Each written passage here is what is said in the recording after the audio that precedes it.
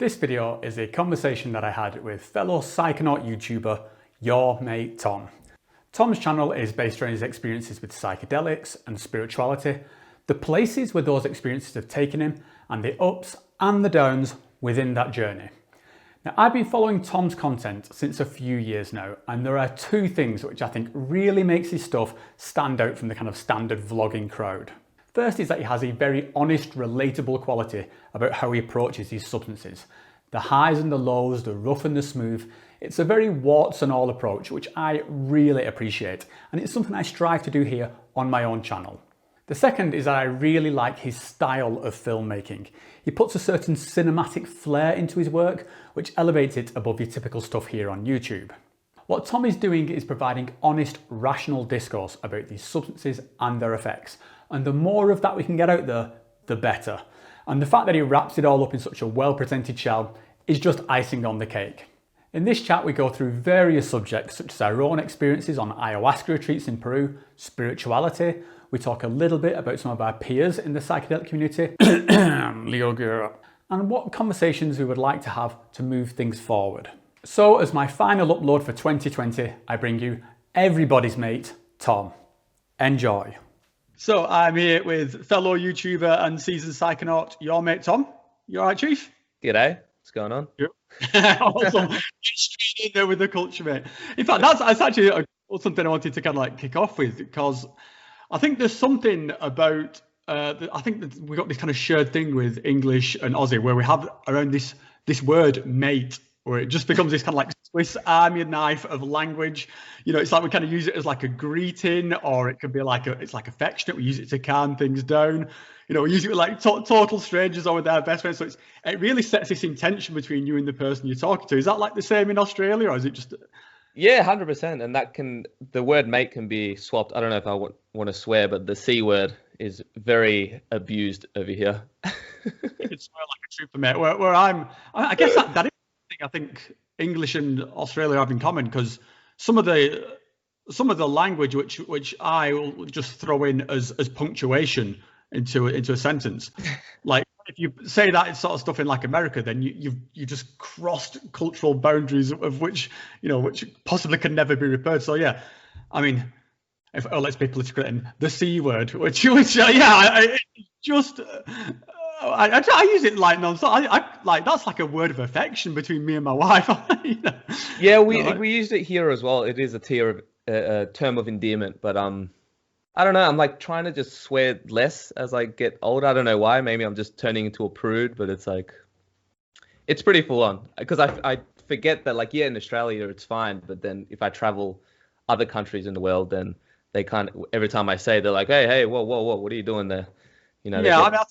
Yeah, you definitely, you've got to be like kind of culturally sensitive with it. But yeah, I think from where I'm from in the north of England, then we just have this kind of rich heritage of just what I think is like extremely creative, vulgar language, and it's fucking hilarious. It's just so some of the ways, and especially when you talk to like really old people, and the way they'll just glue these phrases together, it's almost like poetry of in the way some of these things that was going on. And I really miss that from where I live at the moment in Switzerland, because they just do not get it at all. And even this word mate, like it's like, why are you constantly using the word mate? It does, like, because they're very formal. They've got this very formal sort of social structure. So we probably got it from you anyway. Well, we remember, Australia is basically English convicts, and then we kind of don't start wailing on me about colonialism, mate. I'm sorry. You're our oppressor. How dare you? It wasn't me, mate. So yeah, it's really awesome to get the chance to talk to you, dude.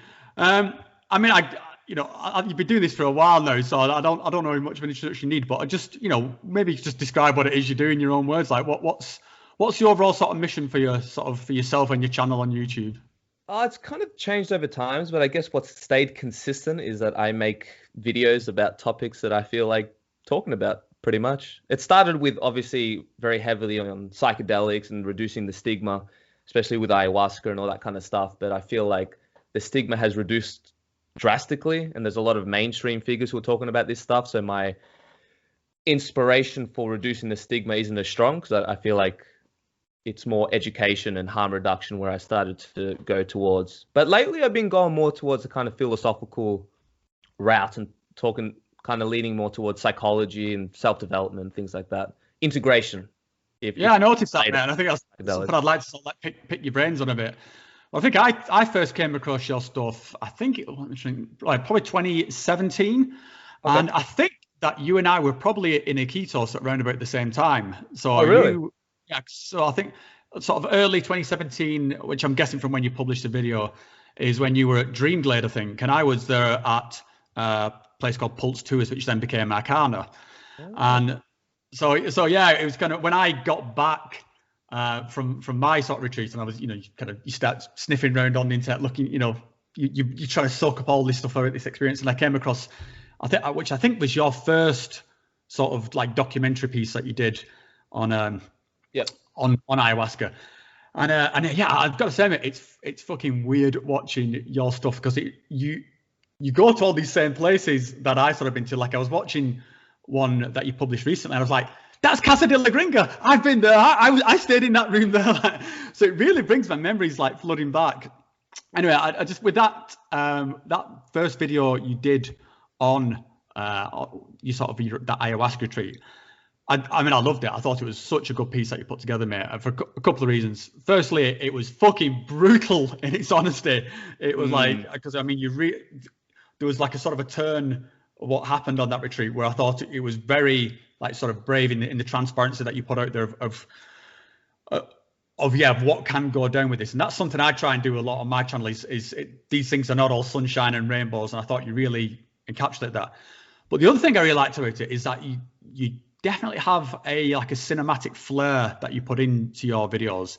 And I just wanted to sort of pick your brains about that. Is that something you do like creatively as part of your filmmaking? Like, do you set out, like, do you know you're going to sort of do certain shots, or does that kind of like flair just come to you sort of naturally and it's just record stuff and put it together as you're editing it? Yeah, for the most part, it's been like that. I just show up, don't really have a basic structure, and I just kind of record what I think looks cool and I piece it together. But of course, that's kind of like still an amateur way of doing it. So like as you progress, it's obviously the more energy you put into pre-production, the better the final product will be. So now I'm trying to do more like actually structure it and know what I'm doing beforehand. But for the most part, it's always been just I record whatever and piece it together in the editing.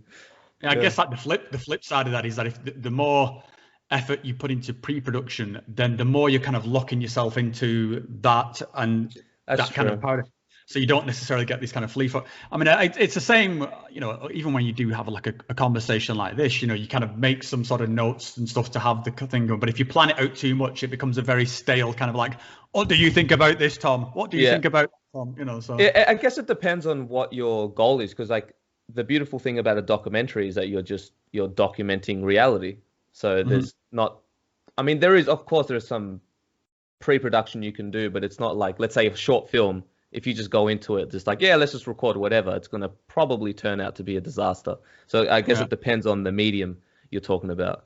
Yeah. And you've got this very sort of like gonzo element to what you're doing. Because, I mean, yeah, you are recording these things, but you are the subject and the sort of, you are sort of taking us on this journey. So it's really good. There was one bit in that ayahuasca piece, which I was just like, when I saw it, I was like, fuck, that's a really good shot. And it was one where it was before you think you actually go to the retreat and you stood there and a storm starts in the background. You're like, there's a storm coming. Yeah. Which just perfectly foreshadows what goes down. I was like, wow, that was, yeah. Did you know what you were doing when you set up that shot? No, it was all just accident. Yeah. It's funny because sometimes when I go into these things, it's like the universe just has my back and it just like sets up all these beautiful shots. I'm like, oh man, I couldn't even have planned that, Well, you have to pay the price with what goes on. So I'd like to sort of, Storm's coming. Yeah, I know. I remember actually like editing that piece and I'm like, oh man, I forgot that I even said that. That's so crazy. Well, that is like kind of like, it's like, one of the beautiful things when you're recording some of these stuff. And again, it's, you know, some of these things that happens, and so yeah, you've just got to pretty much be recording all the time to try and catch all these moments, and then sift through sort of that, you know, almost sometimes hours of stuff to get that 2-minute piece of magic. But that was an absolute piece of magic, mate. I've really got to tip my hat to you there. Cheers, So, bro. I mean, tell me, sort of unpack a bit of what went down in that video, because yeah, you went on this retreat, and I think like the first ceremony was all sort of like going well, and then I can't remember if it was your second or third ceremony, like this sort of shit hit the fan there, and yeah, night 2. Mm-hmm. Yeah, and I think the quotation there from was like the most traumatic event of your life by several orders of magnitude, which I think just like paints the picture. I mean, granted, that was a few years ago. Like, is it still that kind of? Would you stay true to that label, or in terms of the intensity of the experience? Yeah, for sure. I wouldn't say it was the darkest period of my life, because at least when that experience was over, I came back to reality, and I was, well, for the most part, fine. You know, I didn't come out of that ceremony like, oh, now I'm just like screwed up forever or whatever. That was kind of like during the actual experience, whereas I had a much heavier experience with the boga, which kind of triggered this 9-month-long brutal existential crisis. That was like, yeah, that was definitely, in terms of like long term, that was the most traumatic. In terms of this, yeah, man, that was crazy, because I went to this ayahuasca experience. I brought my girlfriend along, so this was her first experience, man. And I still feel kind of bad today. Was it your first experience, or had you been there? No, I've been there. So I did ayahuasca 2015 for the first time. That's actually when I started the channel. I went to Kapitari. There's been a lot of controversy around that retreat since then, so I haven't. Is that the one where it got a bit culty with it, where the guy was? That too, and I heard some New Zealand kid overdosed from the tobacco purge, and he died. All right, yeah, I remember hearing about that. Yeah, and it was great. There was an undercover journalistic piece on that retreat. And it was just, yeah, ever since that happened, obviously business went down. But yeah, that was the first time I did it. And that kind of opened the doors towards this, whatever you want to call it, psychedelic spirituality, and just opening up Pandora's box. And then the second time where I returned to Peru, I went with my girlfriend, and just picking up from where I left off. My mentality going into this was like doing deep healing and kind of facing my shadow and all this kind of stuff. And yeah, you got to be careful what you wish for. That's why I don't go into these things with that sort of mentality anymore. But that being said, I was going through a lot of shedding off a lot of trauma, and, you know, gone through like a lot of drug addiction, anxiety and depression and all that kind of stuff. And the first night was fine, man. Like, I went through it was like a classic going through like this DMT labyrinth, Avatar land sort of reality. And then it was the second night, man, something just turned. I just went down to got plunged into the dark abyss and started to lose my mind. It was like the ayahuasca was just scraping whatever was left of my human mind, to the point where I couldn't even understand the concept of like just simple words like friend or Tom. And and then that just kind of spiraled into like this full-blown psychosis, because it wasn't like a ego death where like your identity just gets shed and then you're merged with the oneness. This was just pure sheer terror. And then I was like, oh no, something's gone really wrong. And it almost felt at the time like the spirit of ayahuasca was like trying to kill me. And then I just freaked out, and it just became worse and worse and worse and worse, and to the point where I was like screaming my lungs out. And I remember wanting to say goodbye to my girlfriend, who was like in the Maloka as well, because I thought that literally the only way that I could stop this was to kill myself, because the pain was so much. I remember actually like connecting with like the collective suffering of humanity across all time, and like really viscerally feeling what it's like to be like an African soldier, for example, who snorts meth and is forced to kill people, or someone else getting raped, or just like the worst shit you can imagine, all put together. So it was too much. It was too overwhelming. I couldn't handle it. Even if you could tell me rationally speaking, like, hey man, this is, you're on a drug, this will pass, but the pain was just too much. I couldn't handle it, Well, that's the thing when you're in that sort of space, and I think it's something I kind of like, because there is the kind of like a very hardcore sort of science textbook element to the sort of psychedelic community, and you know, whenever you sort of bring up anything spiritual, they're always like, oh, it's just drugs, it's just a, you know, oh, you just freaked out and stuff. It's like, yeah, but when you're in that moment, you cannot just rationalize yourself out of it. You know, No way. It's happening to you as real as anything.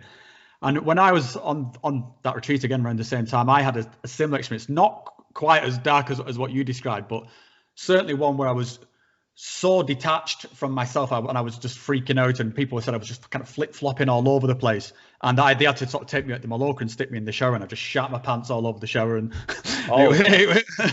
so the things we had, mate. So yeah, I mean, it can be such a fucking an ass-kicking experience, and that left me completely shell-shocked. And so like the next night I was like, I'm gonna have to like 100%. not drink. And sometimes you don't actually realize how traumatic that experience was until like later down the road, because it was like my psyche was just like, okay, that was pretty messed up, but you're fine. And then like a month or two would pass and I'd kind of get flashbacks like, oh shit, dude, you're not okay. This was actually really messed up. This wasn't as simple as like, oh, it's just a bad trip, or, you know, it was just, oh, you're facing your shadow. It was something so much more, I guess cosmic is a word I can describe, but yeah, you can't rationalize these kind of things, because like while you're in it, you can't just be like, oh yeah, this is just a DMT that's attaching to your serotonin receptor, and it's like, how is that information going to help me in this situation? You know, it was just like I mean, the word trauma just fits it perfectly, because that's what it is. You go through the event, and it leaves its kind of energetic sort of scar or whatever, and then coming down in the morning doesn't necessarily fix that. And then I think when you say it does, it can come back sort of like 2 weeks or a month later. I would pretty much say it's guaranteed to come back like 2 weeks, 4 months later. Because those kind of experiences, just bite you in the ass a bit. I had sleep paralysis, I remember, like 3 times in a week after that retreat. And I've had sleep paralysis maybe once or twice in my life. Up to that point. I don't know what to do with that information, but it's something that's worth noting, I feel. So what is it that makes you sort of like get back on the horse then? Because I noticed you again, you don't shy away from the dark topics, man. And I've seen a few of your videos where it's this or this had a bad experience, or this where you felt like maybe you were sort of becoming dependent on a certain substance. What is it that sort of keeps you in this realm? I don't know, man. Maybe I'm just some crazy Aussie guy who just doesn't learn his lesson. I don't know. No, I guess part of the answer is that I didn't want to leave it at that. I didn't want that just to be my last experience. And even the facilitators thought that I must have taken some drugs, because you're supposed to go on a diet protocol. Yeah, sure. They must have believed like, no, maybe this guy's like on some antipsychotic, or maybe he took some drug before and he just didn't tell us, which I didn't at all.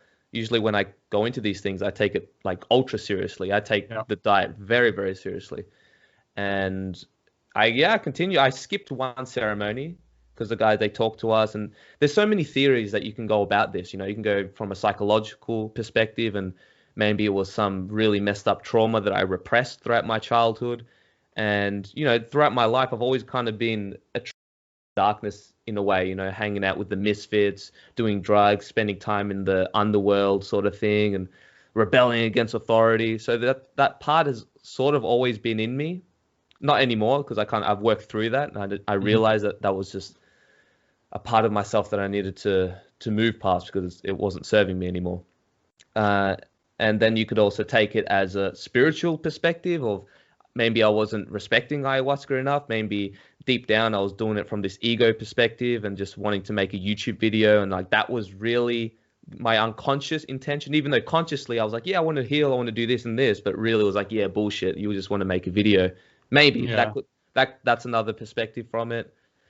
It's a fun one. Who knows? I think it's particularly when you're doing something like this, like YouTube, you cannot help but have those thoughts. And I've certainly had those thoughts, and particularly when I've been on retreat or something and get my ass kicked, then the thought just comes back, you like, you fucking dick, you did this to yourself, like, this is, and then like, and it does encroach into some things. Like sometimes you're trying to sit there like really connecting with yourself, And then the brain starts going, oh, I'll make a video about this like this. And I'm like, no, just give me a minute. Just fuck off, thoughts. Let me have my moment. So it's one of those things you're trying to sort of like balance out. But I think maybe it was just part of your journey. And I think it's almost like, I think, a testament to your journey is that you did keep getting back on the horse and you did sort of kind of resolve these things, because it's not uncommon for people to have one of these, what call it dark experience, and you just give it up at that. And I think that's possibly not the right thing to do, because then you've got this little bit of extra trauma on top of what you went there for in the first place. Yeah, and deep down, and regarding all this dark experiences, like I've always felt like I've had something there to protect me, almost like a guardian angel or something, many times in my life. Like there's been so many times in my life where I should either be in jail or dead or gone down a much darker path, but it's like something kind of just brings me back. And so I'm really grateful for that. But yeah, I don't want to push my luck either. So I finally learnt my lesson when it comes to those sort of things. But man, yeah, it was really, really, really intense, especially like imagine my girlfriend being at that retreat and seeing her partner go through this psychotic breakdown, and it would have been really hard for her, and that's something that really I had to work through. Another thing as well, it could be like the responsibility that you have. It's like if you're a teacher or a spirit. I don't regard myself as a spiritual teacher, by the way, but just like, let's say, an educator. We'll get into all that later on, man. We will. I actually loved your video on Leo Gore, and I just challenged him to a debate, by the way, but we can touch on that later. But yeah, man, it was like, because I feel like when you're in a position of you're educating people on psychedelics, I feel like the karma comes back to you. So you've got to be like much more responsible with this stuff. Like Spider-Man, right? With great power comes great responsibility. And it seems like, I know it seems like narcissistic even to say that, but it is. You have like, when you're reaching a lot of people, especially susceptible young minds about these substances, then you have a much greater responsibility on your shoulders, and you got to take that seriously. You can't just start making, I'm just going to continue making silly videos, or just, whatever, I'm just going to make as entertaining as videos as I can. It's like, nah, man, you got like, this is serious stuff, especially when it comes to psychedelics. And so maybe it was also a punishment or a harsh lesson from the psychedelic gods or God, or I don't know, whatever it is, but from the universe, that just like, hey man, careful. I think you have to be a special kind of person to, particularly when you do move into some of these areas of responsibility. And the ones that jump out to mind, we're probably some people who we know here, but do you know, was Carolina at Arcana when you were there? No. There was there's a because I've been to Arcana a few times, and there was one of the facilitators. There was this person called Carolina, and just sometimes you meet facilitators, and these are people who've they've kind of gone, they've done a bit of service, and they're working with the medicine to help, and they're just kind of they're moving through. And then there's some people who have got a gift for this thing, and the label that got applied to this one lady was like a spiritual nurse, because like, if she wasn't born to do this, then I don't know what was. There was just some people who just radiate just warmth and security and space out, and I am just so grateful for those sort of people to exist. And people often like say to me like, Rob, you should go and work at an ayahuasca retreat. I'm like, forget it. That's not me. I cannot be that person. Like, I'm a dingbat. Like, do not ask me to like shoulder somebody else's burden as as they blow the the dam of their psyche. And I think that's something people need to be careful of, particularly when they take on these roles, because it's kind of very common for people to have one of these experiences and think, oh, this is my calling, I want to do this. And I think you really need to do some self-examination. Like, is it really? And for the people who it is, I salute you. You guys are the best. Like those some of those facilitators are just angelic beings made manifest. But 100%. And it takes like, you got to know your role, and not everyone is meant to walk this path, especially playing especially the shaman role. That's why after these kind of experiences, it really shifted my focus. I'm like, oh, okay, no, I'm not supposed to go down this particular path of not that I ever wanted to be a shaman. No way. Actually, that's way too much responsibility. I couldn't even, because then you'd have to dedicate literally your whole life. I feel like for you to be like a legitimate shaman, you got to spend like decades on just working with one plant, let alone like thinking that you can facilitate any type of psychedelic and it's all the same or whatever. But And it's not a glamorous lifestyle at all. Like I mean, it's brutal. absolutely. Like it's a very like you would have to be. I mean, they do sort of say that they get called to this. The role kind of chooses them. You don't sort of choose it. But I'm kind of in awe of those people. And when usually they're just so humble as well. These guys are just the legit ones anyway, because I feel like most shamans are probably full of crap and they're probably doing it out of ego. And there's a lot of that kind of that dark underworld in the shamanic world of like one shaman gets jealous because another shaman starts getting success with their retreat, and then they go into the astral realm and start putting poisonous darts and like just crazy stuff like that, man. Casting curses, like, man. So what do you think about that kind of collision between the sort of the traditional sort of things like shamanism, like what you get in South America, and say like the, you know, what's been kind of termed the psychedelic renaissance? That's so as these things then blossom out of, you know, the cultural setting, and now they move, you know, into places like sort of Europe, and I'm not sure what the situation is down there in Australia. What do you think there? Should we be trying to sort of import the full sort of shamanic traditional stuff, or should we? Is there something to the new age stuff? What's your kind of position on that? Well, I don't know if I'm in a position to say what we should and shouldn't do, but I think that we should. Well, I just said that we shouldn't do anything, and I was like, yeah, we should do this. But personally, I like tradition. I like honoring the sacrament, and I'm not a huge fan of like the new age way of doing it, because especially with these substances, it's like really serious stuff. And it doesn't mean that like you have to do it in the Amazon or you have to do it in a particular situation.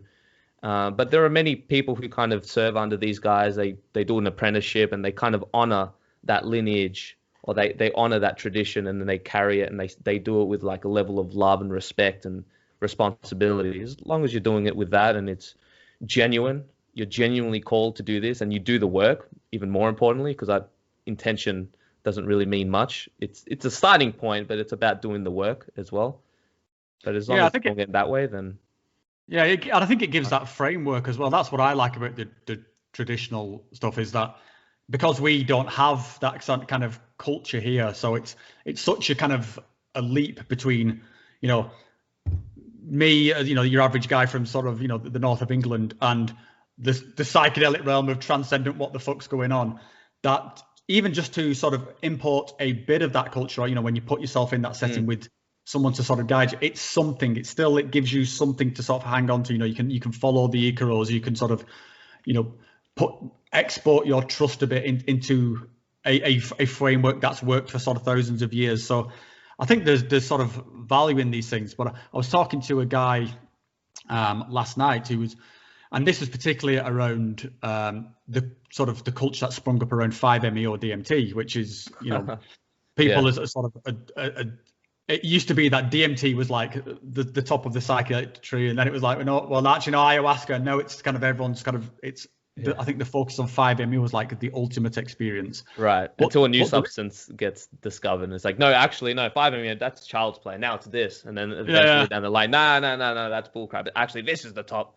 It's just going to keep going forever, I feel. Well, there isn't really a sort of any sort of tradition around that. I mean, there's a few minor things around, you know, doing this, going like the Bufo route, but still, it's not got the same kind of history to it as something like ayahuasca. So, I was talking to this guy, and he was very sort of opposed to the sort of the traditional approach, because he thought it was just kind of like importing stuff with no value, and it was better to just sort of like jump in and face the experience for what it is. And it was interesting. I could agree with what he said, but I still thought that traditional framework has a place. And I think as I've gotten more into this, I found myself getting kind of less cynical of the power of ritual, which I used to be very, very cynical of. I was like, yeah, just fucking give me the drugs. I know what I'm doing. And now I'm sort of much more open to that. I resonate with that attitude. Yeah, it's like that rebellious to authority. Like, I don't need anyone. Just kind of. I know what I'm talking about. I've done drugs. I know my shit.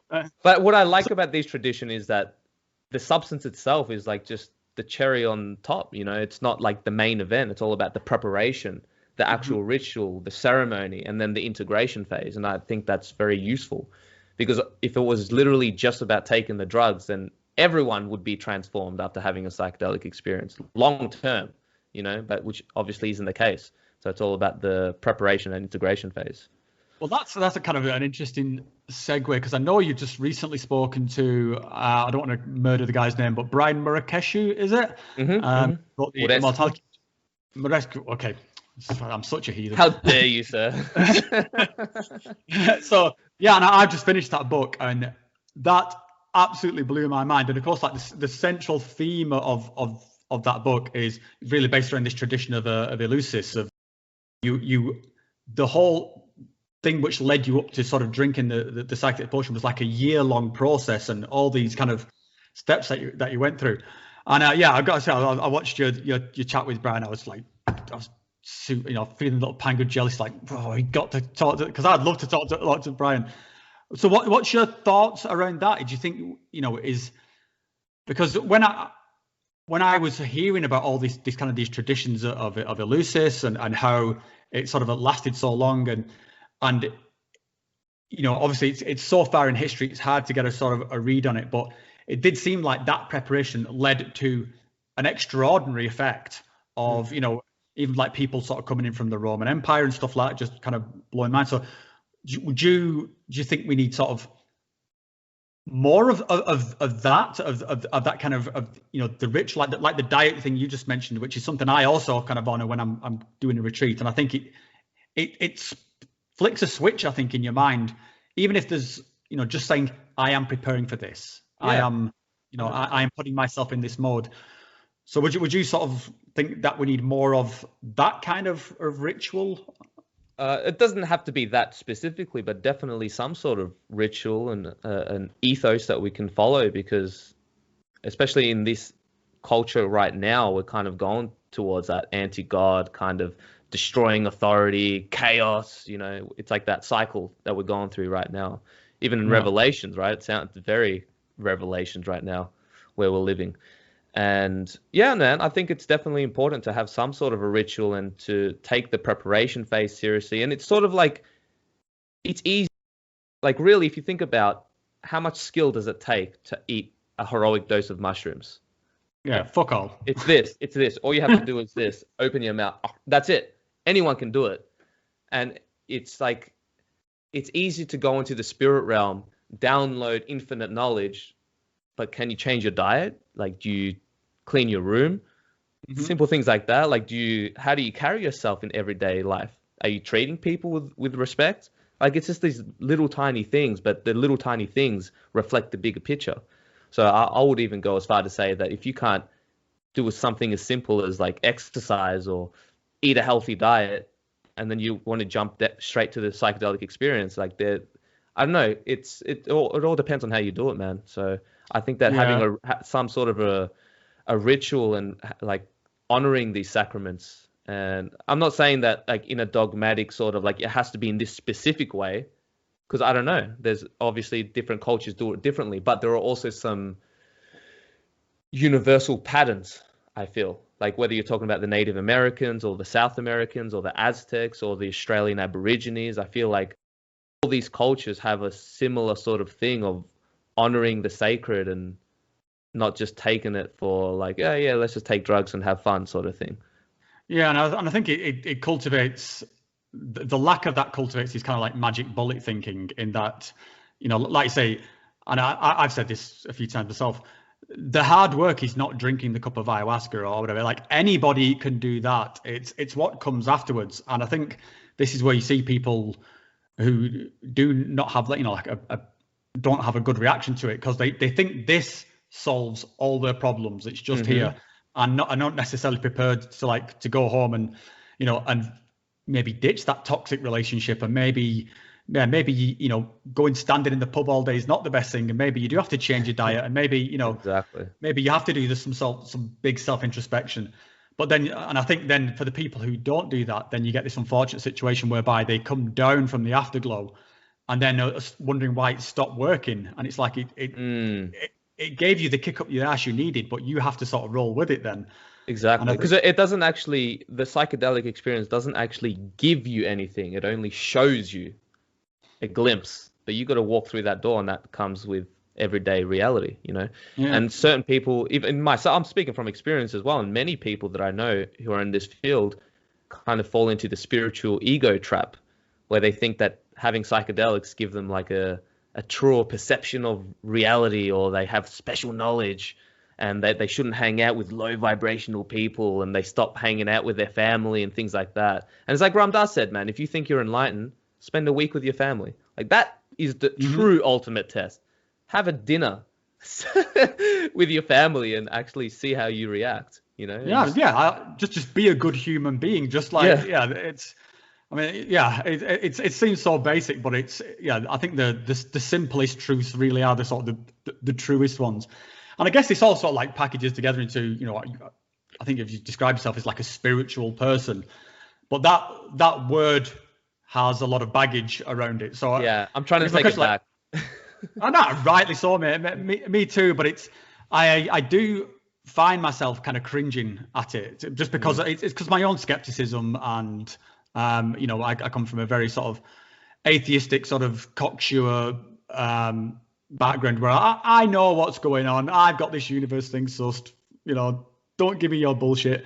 And then after having a few of these experiences, I was like, okay, all right, universe, you win. I'm going to shut the fuck up. So I guess I would like to sort of, for us to be able to reclaim that world, because I think we both know that when you have one of these experiences, it's just the word for it. There is no other word for it. It's like, okay, I'm having a spiritual experience. I get it now. But what does that kind of word mean to you? How to me, even I would even go as far to say that this physical reality is the spiritual dimension. It's like, this is all spiritual. Like, even if you look at it from like a quantum physics level, it's all vibration, it's all sound anyway. None of it's like as physical as we think it is. But I think that this is sacred, like the human life, just walking on this earth, having awesome friends, relationships, like living your purpose, like just basic human stuff. Like, that to me is the spiritual path. I think that psychedelics just give you a glimpse and a reminder, especially if you're kind of stuck in this materialistic paradigm, that actually there is something a lot more profound going on. And then that kind of shifts your perspective, and then you go back to this human reality, and you're like, oh, okay, this is the trip. Life is the trip. Yeah. So that's how I take it anyway. Yeah, I always thought of it as like it's just that kind of aligning to that higher power, and the higher power can be anything. And, you know, some people externalize that into sort of God or whatever sort of religion they want to, but it could even be like, you know, the spirit of humanity, or the best version of yourself. And I think that's one of the benefits of these kind of experiences. You can feel that alignment for a moment. It's like, okay, yeah, this is who I want to be, or this is where I want to be, and it gives you then a kind of a map to get there. But you still have to go and then do that legwork yourself to get there. It's not, you don't just walk out sort of floating like, okay, I'm done. That's it. And then that's the challenge then, to keep yourself on that path, I think. Yeah, and again, it depends on where you're at and like why you're doing these things. Because I've kind of fallen into the trap of like maybe returning to the psychedelic experience a little bit too soon, and not giving that breathing space to really integrate. And like, oh, how can I get more knowledge? And again, it's like kind of that ego, how can I gain knowledge? How can I get? Instead of just letting it go and seeing whatever comes up, what comes up, you know. And it doesn't always have to be opening Pandora's box and getting a terabyte download of knowledge. It's like sometimes I find myself like in the past going to a psychedelic experience, wanting to gain knowledge. And then it's like, hang on, dude, you've got like 5 books in your room that you haven't read. There's your knowledge, you know what I mean? Like, I think we take books for granted, and there's a lot of profound knowledge that humans have kind of worked their whole life through thousands of years to really structure these things, you know? Yeah, and again, that is something then you then have to do the work on doing in reading the book. It's again, we're in this kind of age where we all want everything. No, download the sort of the quick version. It's like, yeah, I bet you sit down for a weekend and just read the book. Fucking book. Read the foundations of philosophy. Learn some mathematics. Some basic religion or history. It all kind of accumulates into this bigger picture thinking. Yeah. So I wanted to pick your brains a bit on, because I saw you did a couple of videos around having a spiritual crisis, which, for a lot of people, that is the kind of the path to spirituality. Something has to happen to get there. And I just wondered, like for you, is that something that's kind of like still ongoing? Have you kind of resolved that period of your life now? Oh yeah, no, I've resolved it for quite a few years now. That's why I feel confident to make these videos. Not that I don't think it's valuable to be vulnerable and make videos about it, even if you're going through it. But I also think there's a danger of, let's say, I don't know, maybe there are a lot of people out there who will give advice on how to overcome depression, but they're still depressed. You know what I mean? And I think there's make sure that you actually overcome the problem before you put yourself in this authoritative place of, hey, this is how you overcome it, but you haven't actually done it yourself. Yeah, and again, like we said earlier, I think it's only a few people who should even put themselves in that authoritative place to say anything about it. Like for most of us, just shut up and just be glad we got through it. Yeah, but I don't want to say like, oh, I'm over it, but I am. I haven't experienced a wave of like existential despair or depression or anxiety for years, like literally years. So yeah. So I just wanted to sort of unpick that a bit, because I think there, some of these things do become kind of buzzwords and stuff like that. So I just wonder if you could sort of like pass out what's a spiritual crisis is one thing, and then because some people I think mistake that for like a bad trip. It's like whereas certainly a bad trip can lead to a spiritual crisis thing or be a stepping stone to it. But yeah, would you agree that these are kind of like different? They are. Yeah, one can relate to another, but it doesn't imply the other, if that makes sense. So yeah, for sure, because a bad trip, it could be going through like a perceived spiritual crisis in the moment, but then once it's over, you could just go back to normal and be like, whew, that was crazy. I'm glad I'm back here, sort of thing. But once I had an iboga trip where I had that experience, but then when I went back to normal, it shifted my whole philosophy on life. And with the spiritual crisis or the dark night of the soul, and I have more of a religious perspective on this, and I think that it's when your connection to God gets severed. It's like you get removed from that connection, and then you're in this abyss of meaninglessness and despair, and you're just a speck on this universe with absolutely no meaning. Nothing matters. This earth is just a satanic prison that in the end of the day, we're all going to die. Everyone that you love is going to die. It's just a sick joke, basically, like that kind of mindset. You've done me now, mate. This is so... Sorry if I triggered any crisis, but there is a light at the end of the tunnel. You just got to work and going into that path of meaning. Back to God, I guess. And I guess if you're materialistic and skeptical, then it's hard to break free from a dark night of the soul, because you need to break free from that rational, materialistic paradigm. Otherwise, it's very hard. That's why it's so easy to go into a nihilistic paradigm. And I was there. I really tried to break free from it, and it was difficult, especially when you have, like, I have a very hyper analytical, logical mind. So it's like that has to fit. I can't just believe, like, someone tell me, like, oh, no, but there's meaning and there's God and everything happens for a greater purpose. It's like, yeah, it's great for you to tell me that, but I need to, like, logically work my way there and also feel it. So it has to harmonize on all, like, reason, logic, intuition, et cetera, et cetera. And you don't know how to do these things at all. Like when I've been having sort of moments like that, someone says to me, like, you need to surrender. You're fighting. It's like, I don't know how to surrender. Like, it's because you're so caught up in your own bullshit at the time. And like I say, specifically, if you sort of got these kind of like analytical minds and you're looking for X equals Y equals, solve the equation.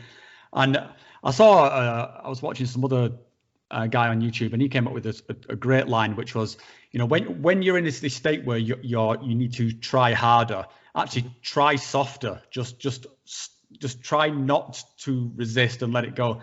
But I still struggle with it with some of my experiences where it's just like how I know where I want to get to, but there's just whether it's, you call it sort of an ego blockage or an emotional blockage stuff, and it's definitely not an easy thing to get to. So again, I think these kind of ritual elements or any framework you can have that helps you get there is a positive thing. And I wanted to ask you, because I did notice that there has been a kind of lot of the sort of like religious references and stuff like surfacing in your videos, and particularly with your recent conversation with Stephen Bankars, is it?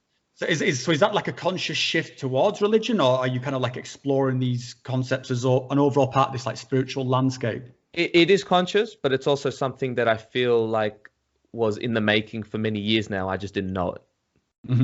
I feel like my values, my core values, and the way I think about life and philosophy, it was always there. I just didn't have a name for it. I just thought it was like, oh no, it's a spirituality. But it's all that structure is already there. People have put it together for a long time. I think it is for a lot of us, because and it's just something that's dormant. But we can see it even in our culture that all the stuff that tends to become super popular in culture has got this mystical element to it. Like sort of the Jedis and the sort of dude. The awakening. That's all religious as fuck, dude. All that. Absolutely. And you feel it, when you first watch something like The Matrix and you see Neo get it and like come back, and like just everyone in the cinema is like, yes, Neo, and you identify so much with that, but yet we struggle to accept that outside of the kind of outside of the cinema or outside of the video game, and it's weird. It's a battle between our left and our right brain, I feel, because it's our right brain who watch these movies and it's like, yes, meaning, God, religion. That's really what we're saying in our unconscious, but our left brain is like, oh no, it's all materialistic, and it kind of hyper analyzes it, and then it stops us from going forward. And I noticed you made a couple of references which seem to be from the kind of the Jordan Peterson playbook, who I absolutely love, and I was very lucky to get to meet Jordan Peterson when really? Oh, yeah. He was here in Switzerland when his daughter was having one of her surgeries, and I got to go and sort of chat with him for a few minutes, and just awesome dude. Awesome. He opened the doors actually towards religion for me, but like unconsciously. Because he kind of gives a more psychological perspective on like the Bible and things like that. And I'm like, oh wow, I never thought of it that way. I didn't go full deep, but it was just seeds that planted that didn't sprout into a couple years later. And I'm like, I'm going to see what this thing's about. Why not? But just for those listening, I don't actually distinguish between spiritual and religious anymore. I feel like if you believe in God, you're religious. I think the term spirituality really just means you're just cherry picking from all sorts of different religions and then making your own thing, whereas religion is a little bit more structured, I feel. Yeah, I would say religion, it's similar to like we talked about, this kind of traditional framework. So it's, you are putting it into, a language or sort of a narrative or whatever you want to call it, that kind of bootstraps you from zero into an understanding of something. And a way of conceptualizing these things, because again, just like we talked about with the Matrix things, you don't necessarily understand what it means. You just feel that it means something, and it kind of means everything, but you've not quite got the terminology for it, and it's exactly. And it takes many years to really even begin to grasp it. You know what I mean? Like I said, I feel like to even understand religion, you should have a foundation of like philosophy, like logic, understand mathematics, history, culture. You got to put all these things together before you can even start grasping what it means. Because I feel like even theology is basically a really advanced form of philosophy. It's a branch of philosophy, but it's really about the study of God in a sense, which is like very it takes a while. I'm still a noob. I'm just like kind of still dipping my toes in these waters, but just want to learn more about it. Did you say then you would sort of class yourself as religious now then, or? Yeah, well, I believe in God. I believe in objective reality. I think that we should I think there is a right or wrong. I think we should do the right thing, be a good person. That to me is what religious means. So by those definitions, then yeah, I'm religious. But is the God that you would believe in, is it one of the sort of in one of the books, or is it sort of your own sort of ideal of a higher power? I don't have a particular, because again, I'm still kind of going through this, so I don't want to say it But I would say that when I say God, I just mean the creator of the universe, that the substantial reality that permeates all of existence. It's a more of a hermetic definition of God, but that's kind of what I resonate with. Yeah, I think I would say the same thing, and I think that's what I like. like. Absolute reality. That's what God is. Yeah. yeah, and I think that's what I like about Jordan Peterson's stuff is that I mean he's unpicking things like the Bible in his biblical series, but it's again he's analyzing it from all these kind of different angles, and you don't have to be religious at all or a Christian to get anything. Right. Definitely. And so it's never even particularly clear what the God figure that Jordan Peterson sort of. So it doesn't really go into that in sort of too much details, but it's certainly some sort of higher power, and I think one way that can be manifested is through, say even the Christian Bible, which I would have completely dismissed, a few years ago, and I think now I'm sort of. I mean, I did read the Bible, but I read it so cynically. Yeah. I would recommend reading like because I've been going kind of reading the Orthodox tradition, which is like the original church. But that reading like a study Bible really helps grasp the Bible a lot easier because it has like footnotes. Because you have the Bible and then you can like interpret it in so many different ways, but then the footnote is like, this is actually what it means. So just to make it a little bit easier. And you can take it for what it's worth. I'm just going through it because I feel like it's at the very least, it's important history to understand because it's the foundation of all Western culture. You know what I mean? Yeah, and I think the other thing is it's also it's a snapshot of how our ancestors were thinking. Like if nothing else, it's just something that made them sort of capture these things in a certain way, and I think there's that's something I've come to appreciate from it, which I didn't before. Whereas before I was kind of looking for ways to like nitpick of like, oh well, that's clearly bullshit. Well, that's clearly bullshit. Now I'm sort of like, all right, well, this is how they were thinking at that sort of at that point. And there are different layers to understanding these. Like there's like the literal form, there's the symbolic, the allegorical, and it's all that's the paradox of it. It's not just like it's just literal or it's just symbolic. It's all of them. Yeah. So that's this. I don't know, man. I reckon it's one of those things that you could study for like 20 years and still just be scratching the surface of. Yeah, absolutely. But really, I think what you're really doing is scratching your own surface. That it's you kind of I kind of see it a bit like something like almost like like a psychedelic experience or like something like tarot or something like that, whereby what you're really doing is kind of manifesting what's going on with you through these stories. Why do these stories resonate with you? Because some things you just you can read and they do.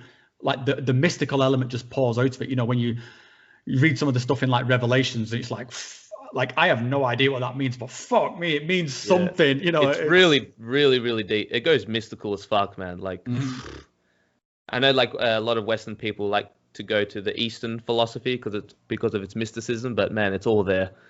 In Western, really, it's all there. I think that it's even just like a rebellious nature to just kind of go against the status quo. Who knows what it is, but it's just a fascinating story. I'm going into it just like I'm reading. It's just a very interesting story, and just even reading it, I'm like, oh man, there's so many movies that we watch that's like based on all this kind of stuff, which I find very fascinating. And that's one of the things I liked about the Immortality Key book was sort of exploring even where that what we call the sort of the Bible is how that came together from sort of the Greek culture. And I was completely unrelated. I was in Greece on a family holiday in like September, and this was before I started reading the book. So I was doing all the tourist stuff and visiting. I was in Athens, and I was like, I mean, it's amazing when you see it. I was just like, what makes people put this kind of thing together? Like, because you go to Athens and this big hill, and then the temple's up on the hill. It just dominates the skyline. It's like, this was some effort for them to get all this stuff up here. And then I got back and started reading the Immortality, and I was like, all right, well, that totally makes sense now. Yeah, it's like a temple that is honoring this psychedelic, they'd seen it in this vision, and then they were trying to sort of manifest it on Earth. And then it kind of makes total sense within that framework. And I really sort of liked what Brian did with that book and sort of putting together how these sort of traditions of Christianity may have emerged from the Greek traditions that came before it. So yeah, or even how the Christians were oppressed, man, for hundreds of years. Like they were getting thrown to the lions because of what they believed. Like crazy stuff. And then the Romans kind of just took over. And then, all right, we're taking over. Get out of here. Yeah, this is ours now. So I guess we're going from the sort of like Christianity. That gives us a nice way to circle back round to spiritual gurus, and one that's on both our radars is Leo Guru, who I will absolutely say is a fascinating character. Not necessarily, I think, for the reasons he thinks he is. But you mentioned a few times that you would go ahead. Well, I mean, there's stuff to unpick on that guy. But I know that you've mentioned a few times that you want to have some sort of dialogue with him, and as have I. And I think we both sent him sort of invites on multiple occasions. I've wanted, and I'll just say on the record that I've watched literally thousands of hours of Leo Gura. He was one of my early teachers that I followed. For my and it was very crucial on my path to self-development. But once he started taking psychedelics, that's when he started to lose his marbles. And started to go more into this cult-like following and kind of just believing in his own fluff and never really. And this is the problem with New Age teachers, is that you never, I want to say never in absolute, but 99% of the time, you will not see a New Age spiritual guru actually debate with someone who has a different idea. Like they'll never really dialogue with people who have a different perception of reality. They'll kind of just stick with their own bubble and then kind of just hear their own echo chamber, and it kind of builds like this cult-like following. Yeah. And it's the classic signs, man. It's the classic signs. And I like Leo as a person. I just think he's misled in thinking that direct experience equals truth, because basically that's where his argument falls under. It's like he'll give you all these arguments, blah, blah, blah, blah, blah.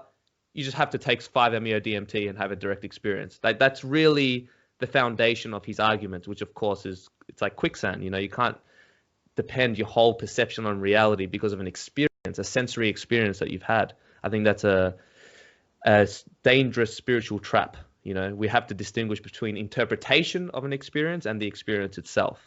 Yeah, absolutely. I think, I mean, I would pretty much mirror everything you said there, and I've said a few times, even though I've been, very critical of some of the stuff that Leo said. I've openly said I think he's done some great work, some insightful work. He's a smart guy. He's a smart dude, man. Very well read. Absolutely. Yeah. And I think that's part of the tragedy around sort of him, because I think that if he did challenge himself a little bit to come out of that echo chamber, I think it would do him some good to have to sort of work through some of these ideas. And that's why I put some more stuff out there. So I'm not trying to tear down Leo's entire channel or debunk or say everything he's done is bullshit. But I do sort of, and I'm always very specific, say, look, this thing that you say here, this is just fucking nonsense. And but for anybody who gets value out of Leo's stuff from like 3 years ago, like I'm not trying to take that away from you at all. Like you said, it's not him as a person; it's the ideas that we're criticizing here. Yeah, and also then the further to the sort of the ideas, I think the audience around him has now become quite toxic. I think, and is and a lot of the times when I'm sort of saying stuff about Leo, or even perhaps being a bit of an arse towards Leo, really what I'm doing is I'm being an arse towards some of the just insane levels of cult mentality, which is stuff that Leo himself may not necessarily think, but his audience will sort of think and will. So, because I don't think Leo necessarily believes in a lot of the things. Not that he's being insincere, but I think of some of the stuff he says kind of perhaps metaphorically. I think some of the stuff he says absolutely he does believe in, and I think some of that's wacky in itself. Oh yeah. Have you seen his enlightenment video in real time? He says, I am God. I am omnipotent. I have infinite knowledge. And then the Amazon guy knocks on his door and he's like, yeah, like kind of treats him like crap. So that's all funny. I've seen that one. Because I think he's just done another one recently. Like, kind of like we're all one, we're all love. But then the Amazon guy who comes, he's supposed to be, treats him like crap. See, again, it goes to show it's like the ideal perception of reality, but then in actual reality, look how you're acting. You know what I mean? Well, I rattled his cage just this last weekend because I don't know if you've been seeing this whole thing with this guy called Connor Murphy, who's basically like been idolizing Leo, and he's gone towards that crazy path as well. Yeah, and sort of he was kind of like looking to Leo for help, and Leo was just calling him a lunatic and just say no, you're embarrassing me. And I was like, dude, this guy is saying your exact spiel back at you, and you're calling him a lunatic. Do you not see the like irony here at all? And yeah, so I managed to actually get some sort of response out to Leo on his forums, where he did actually say to me that he would be open to having a discussion, and then he kind of backtracked on it later. He said, no, you can post your things in my forum. I thought, yeah, fucking, I'm not doing, I'm not. I challenged him today as well, because I've challenged him a few times just to go, to have a friendly debate about these things, and I think it's healthy for him. That's the problem about cult leaders, is that they'll just stay in their little bubble and never really challenge themselves. I mean, they'll challenge themselves, but it's all sort of like this mental masturbation, just them having a dialogue with themselves instead of actually getting challenged by someone else. And I think that the reason why I'm passionate about this topic in particular is because you see a lot of young, susceptible minds who start to follow these kind of ideologies, and their psyche start to break apart, and they have like this crazy existential crisis, and they become lost, and they become basically solipsists, Yeah, they don't know what reality is.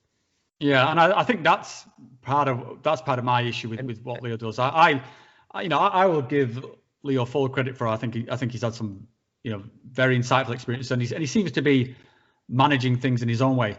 But I've heard him refer to himself as a spiritual master, and I think you're not even. This is just bad comedy. Like this is what I find. Well, one of the things that I find funny is that he thinks that he can have an experience of being God, but he can't even have an experience of being another human being. Like could he transfer his consciousness and actually understand my essence and what I believe? No, of course not. It's impossible. So what makes you think that you can do it on the actual absolute God itself? Yeah. I don't know. I think that's what we're seeing with the Conor Murphy situation, is that he has adopted this kind of Leo sort of teachings wholesale, and I think it's completely blown his fucking mind. He doesn't seem to be having a good time with it. And I feel very sorry for him. And I think as well with the cult aspect of it, because I think there is a cult aspect to what's going on there actually, but I don't necessarily think it's coming from Leo. I think it never is. That's the danger with these cults. They happen around you, and often what you see with them is that the leader actually doesn't have control of the thing. The cult becomes bigger than them, and I think that's certainly my experience of dealing with the actualized audience, is that these guys are fanatical, and I've had them sort of completely argue with me that Leo is all these things. He has all these powers. He's visiting them in the dreams. He's all these all these kind of like psychic events, and I'm not sure Leo himself would even agree with half that shit, or maybe he would. Maybe I don't know. Maybe he's that far into it. Who knows? But again, I would also like to talk to him. So I think we could extend the invitation. I think we could have either you or myself would have a friendly, good faith conversation. But there's no ill will here at all. It's like tough love sort of thing. I don't think he has good friends around him who actually calls out on his bullshit. That's why it's good to have friends around you that are willing to call you out on your bullshit. Because when you don't, and you just have fanatic followers who praise what you say all the time, it's impossible not to let that affect your ego, and then you start having like this holier than thou Messiah complex sort of thing. It's important to get pegged down a little bit. He's flying too close to the sun, and his wings will burn off if he keeps going the way he goes. How do you manage that then? Because I think in terms of sort of because I often my channel is I'd say is very small in the grand scheme of things, and even now you feel that ingress of the audience into your into your life, And Leo's channel, I think at one time was quite big. I think it's actually not as big as what it looks on first look, but still he has this very passionate audience sort of who will, when he does one of these things of like something, have some kind of experience, they will egg him on to further things. How have you found sort of managing that? Because I would say probably your channel and your audience is at least as big as Leo's, even if it doesn't look that in terms of subscribers. I am, like I said, I'm kind of rebellious by nature, and as soon as I sense that the crowd kind of have this dogmatic view on reality, I'll just challenge myself, and I'll just make videos kind of challenging certain ideas that I know is going to be controversial, even within the psychedelic community. And then that kind of stirs up a little bit of backlash. So I do it to myself a little bit. I like to peg. Maybe it's the Australian in me, because we kind of go through like this tall poppy syndrome. So as soon as you start to grow a little bit, you just got to peg yourself down. And plus, I have an amazing girlfriend who always calls me out on my bullshit, no matter what. And that helps to humble me. And also, I have good friends who also call me out on my bullshit. Not just I don't just hang out with like spiritual people floating in the ether who just agree with everything that you say. I do not like that. You need to hang out with some real people. It's hard to find real friends, but they're there. It is, man. It is, but yeah, like I say, having a sort of that support network. I've got myself, having a wife and 2 kids as well. That shit will ground you quick, man. When you've got. Yeah. So yeah, I think what I tend to see with those guys who do get a bit sort of lost in it is you soon see that they don't seem to have this. Yeah, they're kind of like solitary sort of lone wolf types. And again, that then I think, I'm sure I could end up in exact same state if. And also with the podcast that I do, I like to invite people from all different sorts of walks of life, even if they don't agree with me, especially if they don't agree with me, if they would, if they'll come on, of course. I think it's important to challenge my idea. That's why I want to get I actually invited a vegan activist, for example, want to challenge, because I'm not a vegan anymore. So I want to like talk to him about that. And also a materialist atheist, which is like complete opposite end of the spectrum from what I believe. But it's important to talk to people who don't agree with you. As long as they're cool and likable, of course. It's good faith. I think that's what it is. So it's, if you, which I guess is this kind of the spirit of which you and I would sort of want to talk to someone like Leo. It's like, we're not saying you're going to necessarily agree with them. And again, there's this challenge, but it's not necessarily an arsey challenge. I'm not trying to, rip someone a new arsehole or debunk them or anything. But this is how we grow, I think, is through this kind of, challenge response, make me think about stuff and putting their ideas to the test, because that's how logic works. Because you think that you have a true interpretation of reality, but then just this one tiny little information would come in and then make your whole argument fall apart. And you're like, oh shit, I guess I was wrong on that one. I'm going to have to rethink this. Yeah. So one thing I wanted to ask you a little bit was just around the kind of the state of YouTube, and I know that you've had some recent sort of run-ins in terms of like censorship, and what's your feel here, because you've been doing this for like quite a few years now, and on the one hand, something positive is happening, because otherwise we wouldn't be here doing this thing that we do, but then there is something that's encroaching in, which I know you had this negative experience around. Was it like a testing kit that you linked on? Yeah, on I got a strike and the video got removed, and they're like, "Yeah, dude, this is illegal." I'm like, "What?" I appealed it, and it got declined, and then I got my network partner to sort it out, and it eventually got sorted out, and they removed it. Oh, cool, man! Thank God. But yeah, man, I don't know what's going on. I don't know if it's censorship, because it really could just be the way that the YouTube algorithm is done. I think so. Honestly, what I think it is that one of my more viewed videos is a trip simulation, so that whenever I release something that's not a trip simulation that a lot of people subscribe me for, they're not going to watch it, and so the click-through rate gets down and it doesn't get promoted. So I actually don't think it's a censorship issue. I think that was just my own screw-up of making a popular trip simulation, because that's not what my channel is about. I just made like 3, it really could just be a thumbnail title algorithm kind of thing. I just got to learn to play the game better. So I'm just choose to take more responsibility, because I don't think that YouTube is censoring psychedelic content necessarily. I think if anything, they're censoring. It is a little bit, but I honestly, I think that they're censoring more like controversial stuff, like political content and things like that. Yeah, for sure. So there's something going on there, and I think if there was an agenda against sort of psychedelics from the censorship angle, I mean, we'd just be wiped out pretty much instantly, because it's not hard to you could put in a few sort of keywords, find all psychedelic content, that'd be gone. So I think the fact that we're here, I think, still shows that that's not necessarily the agenda, but certainly some things have happened, and I think it's like you say, it's just a sort of an algorithmic glitch whereby something got penalized. Like, I don't want to sweep it under the rug. I'm sure that sort of plays a part of it, but I guarantee you, if I just made, from now on, I just made videos of me just taking psychedelics on camera, I bet you it will get even more views, even though it's more dangerous and irresponsible. That's the reality of it. It is, and I had that exact, because it's what people want, and I'm kind of going through, like, oh man, but I don't want to do that. That's the I don't. It's like with the psychedelics.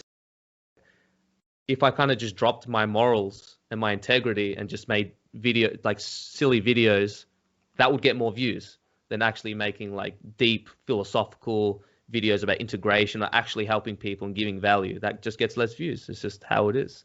But then you're kind of selling your soul then, and you're gonna end up sort of feeling like shit. So I mean for the long game, so it's all good.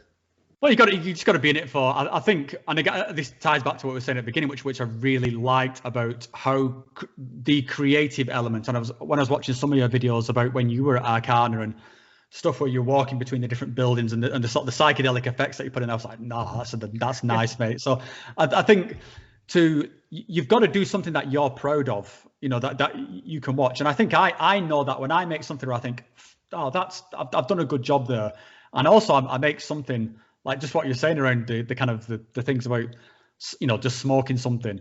I did a video where a friend of mine sent me some smokable Amanita muscara, and so, but which is legal in Switzerland. So I thought, okay, I can do this on camera. So I tested it on camera. It was a 4-minute unboxing video. It took like zero effort, and it was just kind of like, here's this, I got sent this.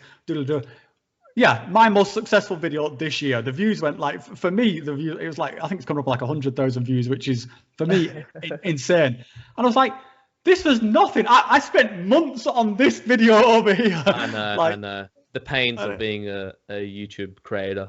Yeah, but it's like, you got to like balance these things out, because every now and again, like even with a trip simulation, for example, what inspires me to even do them every now and again, it's more just for the cinematography aspect of it. Now I'm like creating music, so I can just put my own music towards it. But I don't want that to be the only thing that I do, because then I would really be screwing my channel up. And then so it's all about the algorithm. Yeah, but again, just be sort of true to yourself, and I think keep doing what you're doing, mate. I think I am. Yeah. who would have thought that any of us would have had any kind of audience at all ever? Just running our mouths out about crazy transcendent experiences. So something's going right, and I think your channel's awesome. I've been watching it for a few years now. What's the future then for the channel? Have you got any sort of particular directions, or? I'm just gonna keep doing what I'm doing. I have a second channel called Raw Spirituality, which I created a couple years ago, and that was focused more on like Jungian psychology, spirituality, obviously. Going to go probably into more theology and religion, stuff like that. And yeah, that's going back on that channel, and I want to really work on that and put more energy and love into it, because then I feel like that's like the channel that I can talk about all the stuff that I'm really, really passionate about that has nothing to do with psychedelics. So then I have that outlet instead of just trying to force that content on my main channel, which just ends up screwing the algorithm up anyway.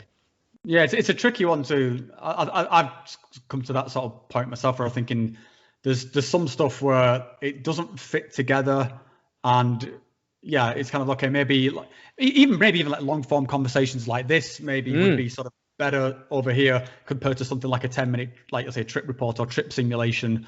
It's all because that garners one audience and that garners another. So I've been sort of umming and ahhing whether just to start slicing things up or not, but I don't think I'm quite there yet. But I do watch some stuff on your second channel. I was kind of interested as to where that separation was for you.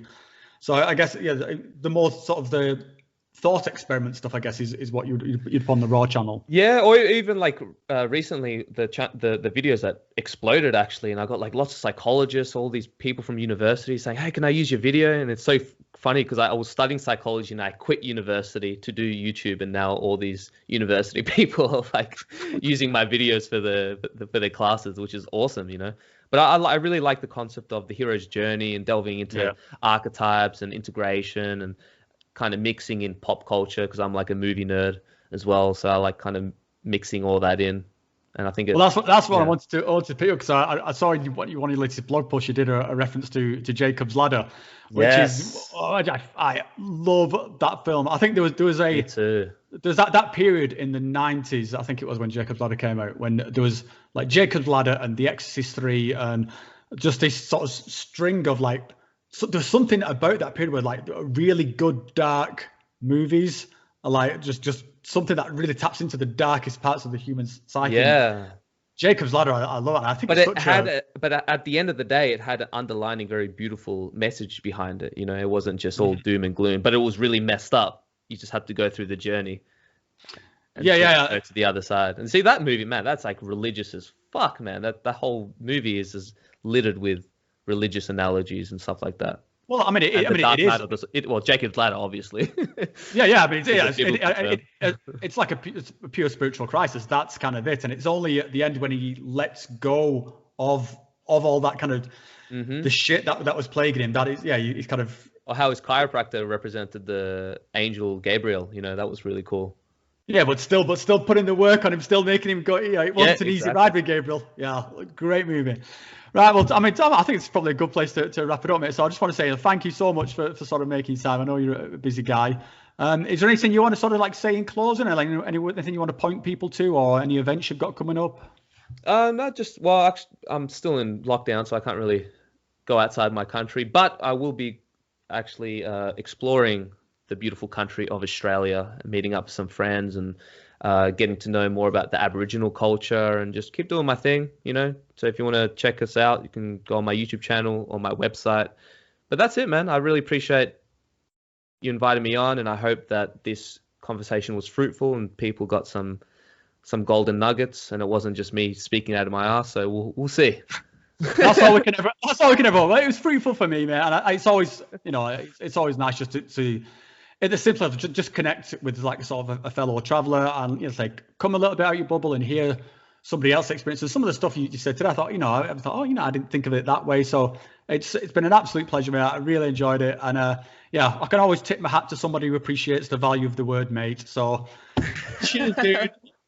Likewise, brother. I appreciate your work as well, and man, I hope you enjoy the rest of the month and have a Merry Christmas. You too, mate. Yeah, it's always fun to have. Like I said, I've got 2 kids, so Christmas time's always a fun time. It was actually also like on the 1st of December, it started snowing here in Switzerland, and my kids went bananas. Like it was like, yes, snow. So yeah, it's so cool. Right, Tom, I'll let you get off, mate. Thanks so much, and just keep doing what you do, brother. It's awesome. All right, brother. Peace out. Cool. Much love.